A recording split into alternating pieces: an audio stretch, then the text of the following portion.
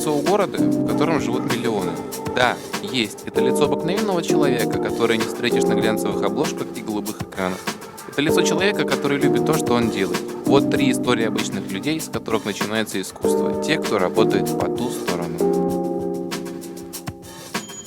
Театр начинается не с вешалки, а с кассы. Ольга Викторовна Жарикова проработала в театральных кассах около 40 лет. Сейчас работает в театре имени Маяковского. По ее словам, в наши дни, когда все решают деньги, работа билетного отдела становится очень важной.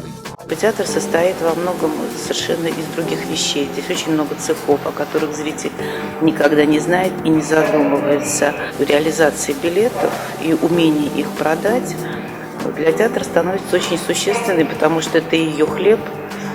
И поэтому приходится уделять этому внимание больше, чем, может быть, в советское время, когда театры больше датировались, и театр мог позволить себе не думать об этом.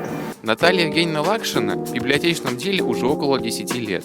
Сейчас она ведущий библиотекарь в Тургеневской библиотеке читальни. По словам Натальи Евгеньевны, она еще ни разу не провела рабочий день без благодарности от читателей. Работа с книгой, она тоже важна, но все-таки, если работать в библиотеке, то надо понимать, что первостепенная, конечно, задача – это умение общаться с людьми. Он так общался, он не хотел в гардероб сдавать шпагу, объясняя это тем, что как же он тогда будет защищать честь дамы. И такие учреждения, как библиотека, не притягивают. На самом деле, прочитать книжку в наше время, при нашей работе, во время работы это даже не обсуждается. Иногда даже журнал, тот, который мы получаем в зал, пролистать некогда.